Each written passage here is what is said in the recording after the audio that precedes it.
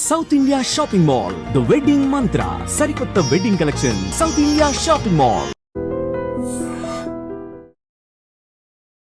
అందరికీ నమస్తే, welcome to I dream. నేను మీ చాణక్య. బెంగళూరులో మరి ఆర్సీబీ గెలిచిన ఆనందం అనేది కూడా ఎక్కువ కాలం, నిజంగా చెప్పాలంటే ఎక్కువ కాలం కూడా కాదు, ఎక్కువ సేపు అనేది కూడా లేకుండా పోయింది. మరి వాళ్ళ విజయోత్సవ ర్యాలీ ఏదో జరగాలి అని చెప్పేసి అనుకొని ఆ డిసిషన్ తీసుకున్న తర్వాత మరి ఎవరు ఊహించని విధంగా చిన్నస్వామి స్టేడియం బయట 11 మంది తొక్కిసలాట్లో కూడా చనిపోయారు. మరి 11 మంది చనిపోయిన తర్వాత ఇంకా ఇన్ఫ్యాక్ట్ 50 మంది వరకు మరి గాయపడ్డారని అంటున్నారు. కానీ ఇంకా లెక్కకు రాని వాళ్ళు బోల్డెంత మంది ఉండనే ఉన్నారు. ఎవరు దీనికి సంబంధించి బాధ్యత తీసుకోవాల్సింది. అండ్ ఇంకా చెప్పాలంటే అంత అభిమానం ఉండాలి, కానీ ప్రాణం కంటే మించిన అభిమానం కాదు కదా. సో ఇలాంటి వాటి గురించి మరి మనతో పాటు మాట్లాడడానికి ఏపీఏ నేషనల్ వర్కింగ్ ప్రెసిడెంట్ మరి కృష్ణభరత్ గారు ఇప్పుడు మనతో పాటు ఉన్నారు. మరి సార్తో మాట్లాడదాం. అండ్ విర్రెత్తిన అభిమానం అనేది కూడా ఎంతవరకు ఉండాలి, అది మనం ఎంతవరకు ఉంటే బాగుంటుంది అనే దాని గురించి తెలుసుకుందాం. Hi sir. నమస్తే సార్. నమస్తే సార్. సార్, విర్రెత్తిన అభిమానం ఇదే మనం ఒక క్యాప్షన్లా మనం పెట్టుకోవచ్చేమో సార్. నిన్న బెంగళూరులో జరిగిన ఆ ఇన్సిడెంట్ కానీ 11 మంది ప్రాణాలు పోవడం అత్యంత దారుణమైనది. అండ్ దాంతోపాటు కూడా సుమారు 60 మంది వరకు కూడా గాయపడ్డారు. ఇంకా కొన్ని ఆ ఫొటోస్ అనేది కూడా మనం చూస్తూ ఉంటే రే ఏంటిది అని అనిపించేలా కూడా ఉంది సార్. అంటే గాలి ఆడక వాళ్ళకి సిపిఆర్ చేస్తూ ఉన్నారు. అండ్ అసలు దీనికి సంబంధించి మనము ఏం మాట్లాడుకోవాలన్నా అని ఎక్కడి నుంచి స్టార్ట్ చేయాలో అర్థం కావట్లేదు సార్. సార్, మీరు దీని గురించి ఎలా మొదలెడతారు చెప్పండి. యాక్చువల్గా ఒక సైకాలజిస్ట్గా నేను ఒక జడ్జ్ చేయకూడదండి. ఓకే. ఇప్పటికి ఒక హ్యూమన్ బీయింగ్గా స్పందించలేకుండా ఉండలేకపోతున్నాం అన్నమాట. అక్కడ జరుగుతుంది అంటే 11 మంది ప్రాణాలు పోవటం అంటే అంత it's not a small incident అండి. ఒక ప్రాణాన్ని మనం తిరిగి తీసుకురాగలమా? లేదు సార్. ఎన్ని కోట్లు ఖర్చు పెట్టినా మీరు ఒక్క ప్రాణాన్ని కూడా తిరిగి తీసుకురాలేరు. అలాంటిది ఒకే ఇన్సిడెంట్లో ఒక 11 మంది చనిపోయారంటే అసలు అది మనకి ఎందుకో ఆ మనసు ఒక బాధ అనేది ఆటోమేటిక్గా వచ్చేస్తుంది. ఏంటి, ఎందుకు ఇలా జరుగుతుంది అనేది ఆలోచిస్తే అంటే మేము ఒక సైకాలజీ పరంగా మేము ఆలోచిస్తే కొన్ని మానసిక దౌర్బల్యాల వల్లే ఇలాంటి ఇన్సిడెంట్లు జరుగుతున్నాయండి. అంటే ఈరోజు మీరు గమనించండి, మనకు తెలిసిన వార్తల ప్రకారము stadium capacity 35,000, right. But gather అయిన పీపుల్ 3 lakhs. అంటే ఎన్ని రెట్లు కెపాసిటీ కంటే ఎన్ని రెట్లు ఎక్కువ మంది అలా వచ్చేసారు అనేది గమనించవచ్చు. అంటే అంత వెల్లుగా రావటానికి కారణం ఏంటి? అభిమానం ఉండొచ్చండి. ఇప్పుడు మీకు ఒక సినిమా యాక్టర్ మీద అభిమానం ఉండొచ్చు, ఒక పొలిటీషియన్ మీద అభిమానం ఉండొచ్చు, ఒక స్పోర్ట్స్ మెన్ మీద అభిమానం ఉండొచ్చు. మన జీవితంలో ఎవరో ఒకరిని అభిమానించకుండా ఉండలేం. మీరైనా నేనైనా ఎవరైనా ఎవరో ఒకరిని మనం అభిమానిస్తాం. లేదు కనీసం మన బంధువులు ఎవరో ఉంటారు, ఒక రోల్ మోడల్ ఎవరో ఉంటారు, వాళ్ళని అభిమానిస్తాము. కానీ ఎంతవరకు? మీ లైఫ్ స్పాయిల్ అయ్యేంత వరకు మీరు అభిమానించాలా? దానికి ఒక హద్దు అనేది ఉంటుంది కదండి. ఈరోజు ఆ హద్దు మీరిన అభిమానం, దానివల్లే మనం ఈ ఇన్సిడెంట్ని మనం చూస్తున్నామండి. అంటే మీకు ఎప్పుడు కూడా ఒక మనిషి, ఒక పిల్లవాడు ఎదిగే దశలో ప్రతి స్టేజ్లో కూడా ఎవరో ఒక రోల్ మోడల్ కావాలి. నేను వీళ్ళలాగా అవ్వాలను, లేదంటే వీళ్ళలాగా ఉండాలను, లేదంటే వీళ్ళలాగా ప్రవర్తించాలను అనేది ఒక ఎవరికైనా ఒక స్టేజ్ వరకు అవసరం అండి. మీరు యాజ్ ఎ చైల్డ్గా ఫస్ట్ మనకి ఉండే ఒక హీరో నాన్న. ఒక పొడ్డ పిల్లవాడిగా మనం ఉన్నప్పుడు, ఒక పొడుతుగా మనం ఉన్నప్పుడు నాన్న ఎలా ఉన్నా మనకు పెద్ద హీరోలాగా కనిపిస్తూ ఉంటాడు. ఆ తర్వాత మనం బయట ప్రపంచంలోకి వస్తాము. బయట ప్రపంచంలోకి వచ్చినా కొంత మీ హై స్కూల్ లెవెల్కి అలా వచ్చినప్పుడు ఎక్కడో చోట ఒక టీచర్ నచ్చుతారు మీకు. ఒక టీచర్ని అభిమానించడం అనేది స్టార్ట్ చేస్తూ ఉంటాం. ఆ తర్వాత కొంత ఎక్కువ వయసుకు వచ్చిన తర్వాత మీ చుట్టూ ఎక్కడ ఒక రోల్ మోడల్ ఎవరో ఉంటారండి. పల్లెటూరులో అయితే మీ గ్రామ నాయకుడు కావచ్చు, లేదంటే అక్కడ ఉండే స్పోర్ట్స్ పర్సన్ కావచ్చు, ఎవరో ఒకరు మీకు నడుస్తూ ఉంటారు. అయితే ఇప్పుడు ఉన్న నేపథ్యంలో ఏంటంటే ఇట్స్ ద గ్లోబలైజేషన్.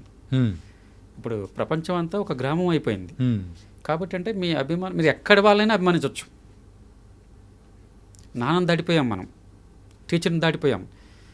ఈరోజు మనం ఇండియాలో ఉండి ఎక్కడో అమెరికాలో ఉండే ఒక వ్యక్తిని అభిమానిస్తున్నాము. ఆ కొరియన్ సింగర్ లెవెల్లో అభిమానిస్తూ ఉన్నాము. మన పిల్లలు ఈరోజు వాళ్ళని అభిమానిస్తూ ఉన్నారు. కే బ్యాండ్ ఏదో ఉందండి. కే బ్యాండ్ కొరియన్లో ఉంటే ఇక్కడే అమలాపురంలో ఉండే కుర్రోడు కూడా అభిమానిస్తున్నాడు.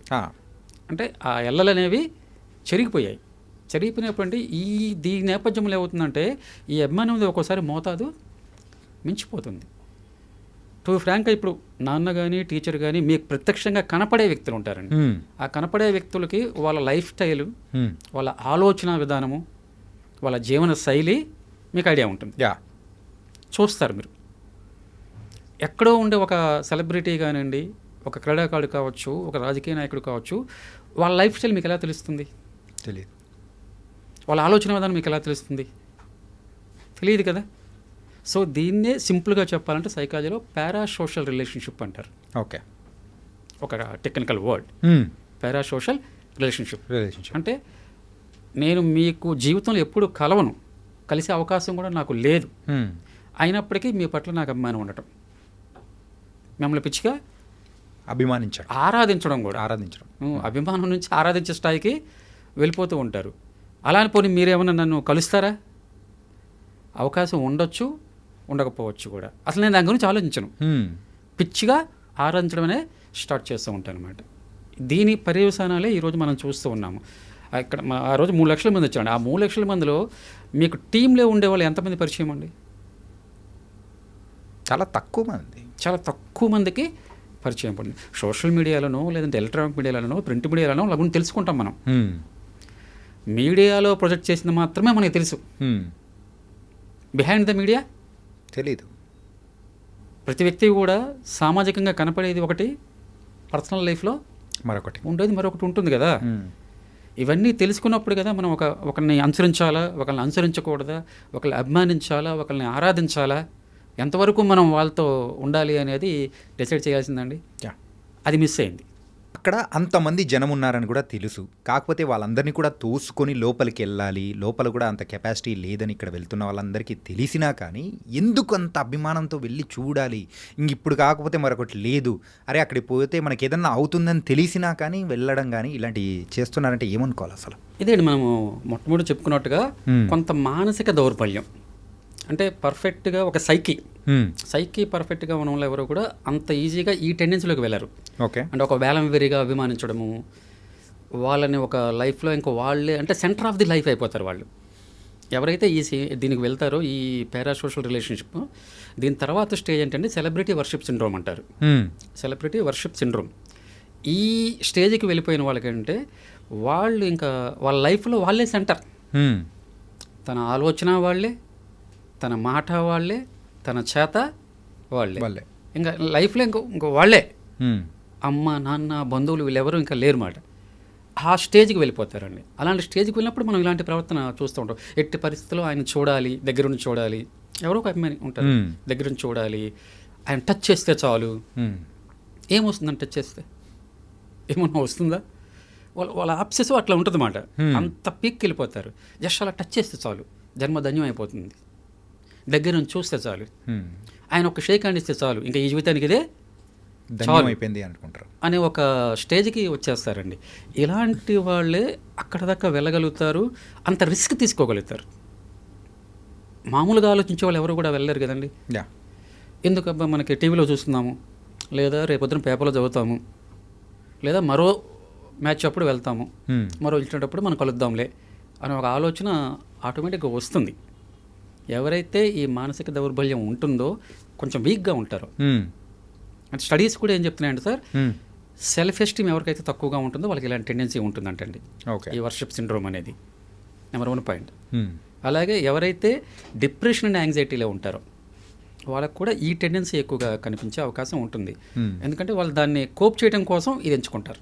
ఓకే, నాకు డిప్రెషన్ ఉంటుంది ఒక్కొక్క వాడికి, ఆ డిప్రెషన్ని కోప్ చేయడం కోసం ఈ సెలబ్రిటీతో ఐడెంటిటీ చేసుకుంటాడు, వాళ్ళని ఫాలో అవటము, వాళ్ళ న్యూస్ ఫాలో అవటం, ఇవన్నీ చేసుకుంటూ ఉంటాడు. కొత్తగా తాత్కాలిక ఉపశమనం, కొంత రిలీఫ్ వస్తుంది. ఓకే, యాంగ్జైటీ ఉంటుంది, ఆందోళన అంటే దాన్ని ఎలా ఎదుర్కోవాలో వాళ్ళకి తెలియదు, దీన్ని చూస్ చేసుకుంటారు. ఏదో ఒకళ్ళు పిచ్చిగా ఆరాధిస్తే అంటే ఆ రియాలిటీలో లేకుండా ఒక కళల ప్రపంచం, ఒక ఊహల ప్రపంచంలో ఉండిపోతారండి. రియాలిటీకి వస్తే మళ్ళీ వాళ్ళకంటే వాళ్ళ మానసిక దౌర్బల్యాన్ని వాళ్ళకి గుర్తొస్తాయి. మనిషికి తెలుస్తూ ఉంటుంది కదా, అది గుర్తొచ్చినప్పుడు అంటే మళ్ళీ ఇతను ఇబ్బంది పడే అవకాశం ఉంటుంది. సో దాన్ని కోప్ చేయటం కోసం వీళ్ళు ఈ మార్గంలోకి వెళ్ళటం అనేది జరుగుతూ ఉంటుందండి. సో ఎవరైతే మానసికంగా బలహీనంగా ఉంటారో వాళ్ళు మాత్రమే ఇలాంటి టెండెన్సీని మనం చూడొచ్చు. ఒకసారి ఇన్సిడెంట్ జరిగిన డేట్ కానీ అన్నీ మనం ఒకసారి అబ్జర్వ్ చేసుకుందాం. 3వ తారీఖున ఫైనల్ అయిపోయింది. అయిపోయిన తర్వాత వెంటనే అంటే 4వ తారీఖు ఇలా ర్యాలీ చేయాలి, అభిమానులను కలవాలి అని చెప్పేసి, అంటే ఆ ట్రాన్స్లోంచి తగ్గక ముందే ఇలాంటిది ఏర్పాటు చేయడం అనేది అక్కడ జరిగిన దానికి ఒక వన్ ఆఫ్ ద రీజన్ అనుకోవచ్చా? ఎస్ అండి. అంటే 1-2 days లేట్ అయినా కానీ అట్లా ఇంతగా ఉండకపోయిండొచ్చా? అంత రేజ్ ఉండదు కదండి. రైజ్ ఉండదు. ఓకే. దాన్ని కంటిన్యూ చేయడం కోసం. ఓకే. అంటే మనం మాట్లాడుకోవాలంటే, నిజాలు మాట్లాడుకోవాలంటే అండి, ఈరోజు క్రికెట్ ఒక క్రీడ నుంచి వ్యాపారంగా మారిపోయింది.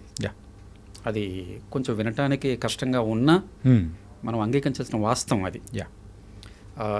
It's not sports today, it's a business. దాని చుట్టూ చాలా నడుస్తున్నాయి కదండి ఈరోజు, అనేక రకాల బిజినెస్లు దానివల్లే నడుస్తూ ఉన్నాయి. సో కాబట్టి అంటే దాన్ని ఎవరైతే ఆర్గనైజర్స్ ఉన్నారో వాళ్ళు దీన్ని ఇంకా మరింత ప్రమోట్ చేయాలని చూస్తూ ఉంటారు. దానికి ఎంత క్రేజ్ వస్తే అంత డబ్బులు వస్తాయి కదండి. ఎంతమంది అభిమానులు వస్తారు, అన్ని టికెట్లు వస్తాయి, స్పాన్సర్ ఉంటుంది, చాలా ఉంటాయి కదండి. దాని ముడిపడి చాలా బిజినెస్ ఉంటుంది కదా. ఇదంతా జరిగితే కొన్ని కోట్ల రూపాయల్లో ఆదాయం అనేది వస్తూ ఉంటుంది. సో దాన్ని మెయింటైన్ చేయడం కోసం, అంటే జనాల్లో ఆ క్రేజ్ని మెయింటైన్ చేయడం కోసము ఇలాంటి ఉంటాయి. మీరు చూడండి, ఫార్మెట్ మారిపోతూ వచ్చింది, క్రికెట్ ఫార్మెట్ మారిపోతూ వచ్చింది. మీరు గమనించారేమో, 5 రోజుల క్రికెట్ కాస్త వన్ డేకి వచ్చింది. 1 day కాస్త 5 రోజులు ఆరాంగా చూసేవాళ్ళు, చక్కగా స్నాక్స్ తింటూ టీ తాగుతూ చాలా కూల్గా కామ్గా ఉండే గేమ్, జెంటిల్మెన్ గేమ్ అనేవాళ్ళు. మీరు గుర్తుందో లేదా? క్రికెట్ ఇస్ జెంటిల్మెన్స్ గేమ్, చాలా కామ్ గేమ్. ఇనిషియల్ ఇట్స్ చాలా కామ్ గేమ్ అన్నమాట. ప్రశాంతంగా ఉంటే చూస్తూ ఎంజాయ్ చేసేవాళ్ళు అంతే. అలాంటిది నెమ్మదిగా వన్ డేకి వచ్చేసింది. వన్ డేలో కొంత స్పీడ్ పెరిగింది. దాన్ని మళ్ళీ తీసుకొచ్చాం మనం 2020కి తీసుకొచ్చాం. 2020లో ఎమోషనల్ ఇంటెన్స్, ఏం జరుగుతుంది, ఎవరు గెలవబోతున్నారు, ఇదంతా అంటే దాన్ని పెంచుకుంటూ వచ్చారండి. ఆ ఇంటెన్సిటీని పెంచుకుంటూ వచ్చారు. పెంచుకుంటూ వచ్చినప్పుడు ఇప్పుడు మీకు ఐపీఎల్ ఇంకా పిక్ వచ్చేసింది. సో దట్స్ వై ఇప్పుడు ఏంటంటే ఈ అభిమానులు, క్రికెట్ అభిమానులు కావచ్చు, ఇది ఎక్కడైనా కావచ్చు అండి, ఆ మూవీస్ కావచ్చు లేదా క్రికెట్ కావచ్చు, మూవీస్లో కూడా మీరు గమనిస్తూ ఉంటే అప్డేట్స్ లీక్ చేస్తూ ఉంటారు అన్నమాట. ఏదో చేయబోతున్నాము ఎప్పటికప్పుడు అప్డేట్స్ లీక్ చేస్తుంటారు. ఇది చేయాల్సిన అవసరం ఏముందండి యాక్చువల్గా చెప్పాలంటే? మూవీ ఎట్లా చూస్తారు కదా. సో మెయింటైన్ చేయడం కోసం, బజ్ మెయింటైన్ చేయడం కోసం, పల్స్ మెయింటైన్ చేయడం కోసము ఏదో చేయబోతున్నాం, ఒక భారీ సెట్ అంటారు, ఏదో అదే ఏదో ఒక మొత్తం మీద ఎప్పటికప్పుడు ఒక ఇన్ఫర్మేషన్ ఇస్తూ ఉంటారు అన్నమాట. ఎందుకంటే ఒక 10 రోజులు మిమ్మల్ని ఎవరు గెలిచారు అనుకోండి, మీరు మర్చిపోతారు. ఎంత పెద్ద ఇన్సిడెంట్ అయినా మీకు అంత ఎమోషన్ ఉండదు. ఆ ఇన్సిడెంట్ మీద ఆసక్తి ఉంటుందేమో కానీ ఎమోషన్ ఉండదు. ఎప్పటికప్పుడు మీకు ఒకసారి ఎమోషన్ జనరేట్ అయితే దాన్ని అలా అలా మెయింటైన్ చేసుకుంటూ వస్తూ ఉంటే దాని అది పెరిగిపోతూ ఉంటుంది. సో ఇక్కడ జరిగేది అదే అండి. సో అభిమానులు ఇన్సిడెంట్స్ ఎప్పుడైతే పెరిగిపోతూ వస్తుందో మీకు అంత మాబ్ రావటం కారణం అదే. గెలిచేశారు, దట్టు ఏంటి, మీరు ఆ రోజు గమనించారేమో, మీడియాలో ఒకటే కొట్టేశారండి 18 తర్వాత, 18 years తర్వాత. సో ఒక గ్రేట్ అచీవ్మెంట్, అంటే ఒక పెద్ద ఘన విజయము అనేది చాలా బాగా పొట్రైట్ చేశారు. అది ఒక బిగ్ ఇన్సిడెంట్గా అనిపిస్తుంది కదా అభిమానులకి. ఎవరైతే ఆ జట్టు అభిమానులు ఉంటారో, అమ్మో 18 years తర్వాత, యాజ్ వెల్ యాజ్ మళ్ళీ కెప్టెన్ కూడా అలాగే ఆయన చాలా బాగా నడిపాడు, 18 years నిరీక్షించాడు, 18 years లీడర్షిప్ క్వాలిటీస్ అని రకరకాల విశ్లేషణలు, రకరకాల క్యాప్షన్స్ అన్నీ చూసాము. ఇవన్నీ ఏంటి, వీళ్ళలో ఇంటెన్సిటీ అనేది పెంచుకుంటూ పోతుంది. ఇది చూసే సగం మంది అంటే అక్కడికి అంత రష్ అవుట్ అవ్వడం జరిగిందండి. ఇంకా హైలైట్ కొన్ని ఇన్సిడెంట్స్ అనేది కూడా ఒకసారి మాట్లాడుకుందాం సార్. ఎప్పుడైతే గెలిచిందో ఆ రోజు రాత్రి, ఇన్ఫ్యాక్ట్ పక్క రాష్ట్రం అయినా కానీ, సో అందులో ఉన్న ప్లేయర్ మన దేశాన్ని ప్రాతినిధ్యం వహిస్తూ కూడా ఎన్నో గొప్ప క్రికెటర్గా ఉన్న అతనికి టీం గెలిచింది సో అని చెప్పేసి మన హైదరాబాద్లో కానీ, విజయవాడలో కానీ, వైజాగ్, పూణే అని, పాట్నా అని, ఇలా సంబంధం లేని రాష్ట్రం వాళ్ళు కూడా సెలబ్రేట్ చేసుకున్నారు. అంటే అభిమానం అనేది ఉంది, కానీ వాళ్ళు చేసిన చేష్టలు అనేది కూడా కొంచెం శృతి మించిపోయింది. అవునండి, ఇక్కడ మీకు అదేండి ఎమోషన్స్ బ్యాలెన్స్ లేదు కదా. ఇప్పుడు మీకు ఏమవుతుందంటే అండి, మీరు గతంతో పోల్చుకుంటే క్రికెట్ అంతకుముందు ఉంది, ఇప్పుడు ఉంది, సినిమాలు అంతకుముందు ఉన్నాయి, ఇప్పుడు ఉన్నాయి, రాజకీయాలు అంతకుముందు ఉన్నాయి, ఇప్పుడు ఉన్నాయి. కానీ అప్పటి ఇన్సిడెంట్స్కి ఇప్పటి ఇన్సిడెంట్స్ చాలా తేడా ఉంది. మీరు గమనించండి, అభిమానుల యొక్క చర్యల్లో కావచ్చు, లేదంటే ఒక స్పోర్ట్స్ మ్యాన్ గ్రౌండ్లో వ్యవహరించే తీరు కావచ్చు, మారిపోయింది. గమనించారా? సో వాళ్ళని చూసి వీళ్ళు కాపీ చేస్తున్నారు. ఒక సెలబ్రిటీని కాపీ చేయడం చాలా ఈజీ అండి. అది అంటే సమాజం మీద చాలా ఇన్ఫ్లుయెన్స్ ఉంటుంది. ఓకే. మీరు ఒక సెలబ్రిటీగా ఉన్నప్పుడు మీ మాట కావచ్చు, మీ బాడీ లాంగ్వేజ్ కావచ్చు చాలా ప్రభావం చూపిస్తుంది. అది కొన్నిసార్లు మంచిగా దారితీస్తుంది, కొన్నిసార్లు చెడుకు దారితీస్తుంది. కొంతమంది సెలబ్రిటీస్ మంచి చెప్పారు.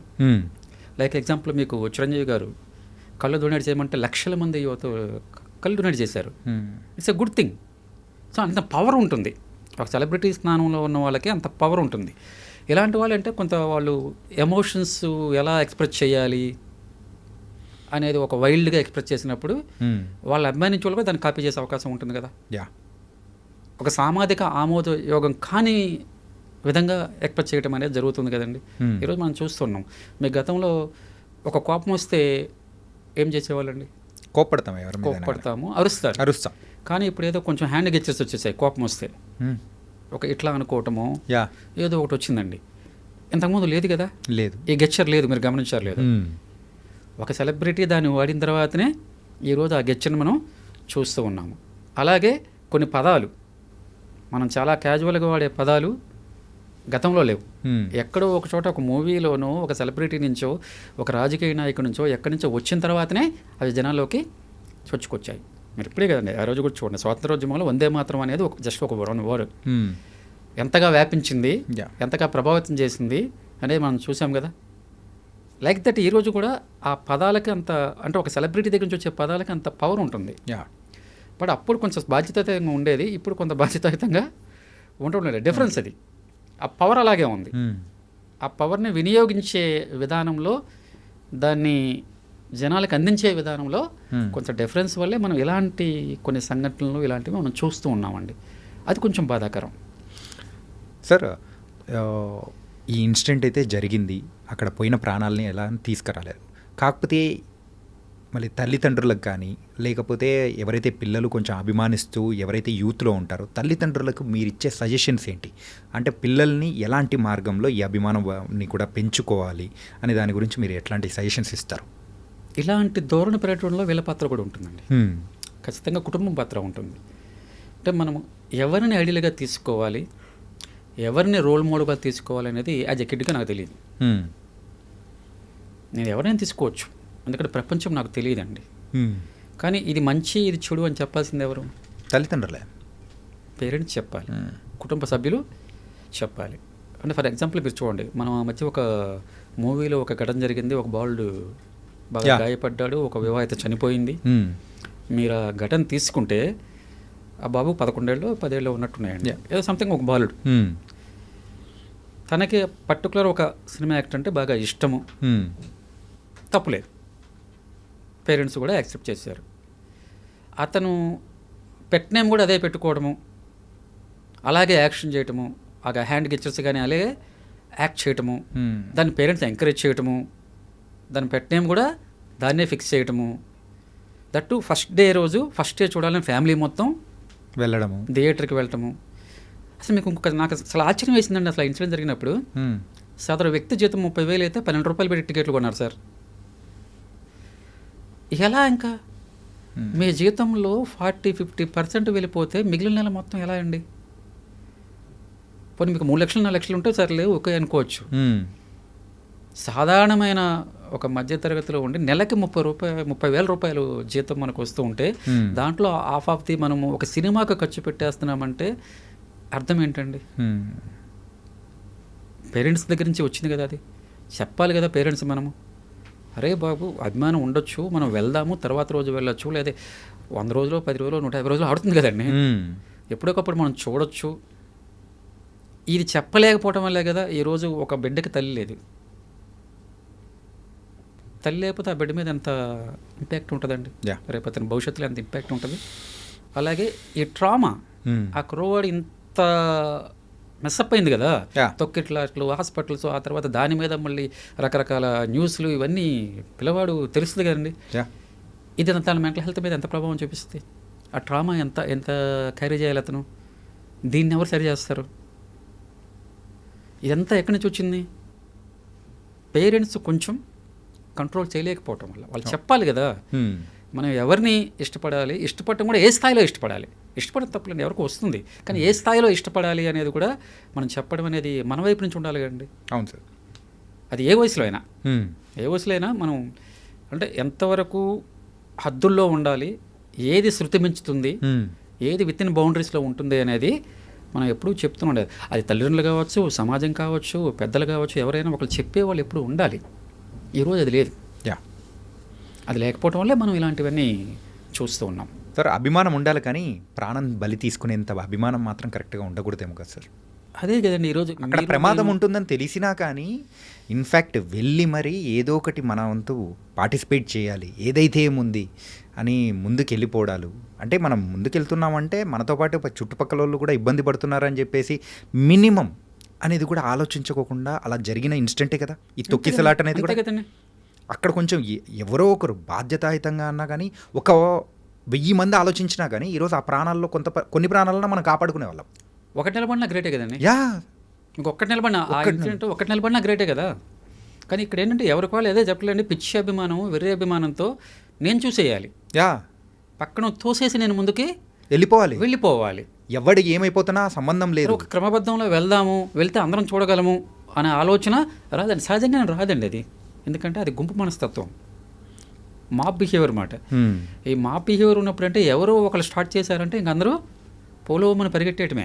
ఆ గుంపులో లేడీస్ ఉంటారు, చిన్నపిల్లలు ఉంటారు, అరే వాళ్ళకి తగులుతుందో ఏంటి అని చెప్పేసి ఏమాత్రం అనేది పట్టించుకునే సందర్భాలు అనేది కూడా ఉండనే ఉంటుంది.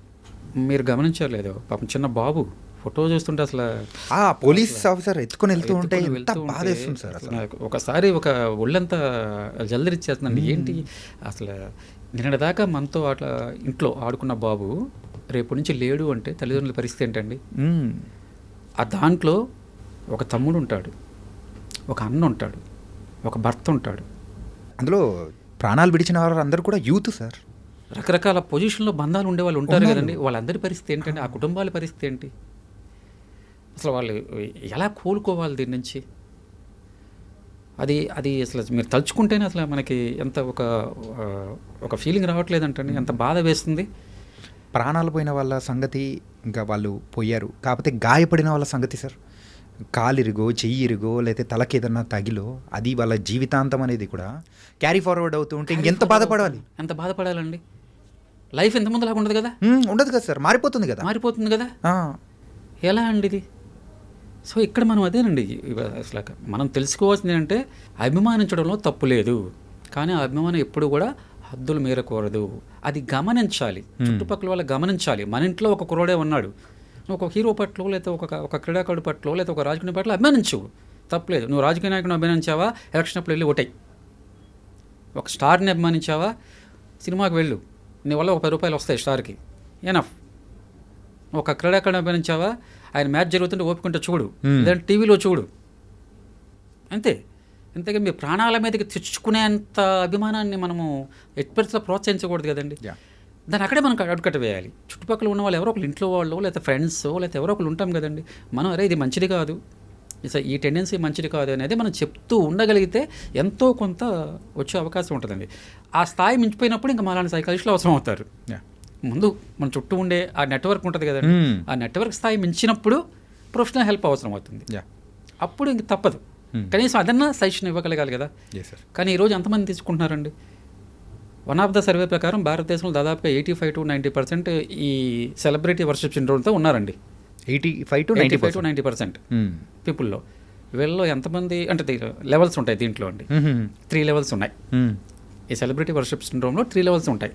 సో ఫస్ట్ లెవెల్ ఏంటంటే entertainment and social level. Okay, దీంతో పెద్ద ఇబ్బంది లేదు, ఎందుకంటే వాళ్ళు ఎవరైతే అభిమానిస్తున్నారో వాళ్ళకి సంబంధించిన సమాచారం తీసుకుంటారు.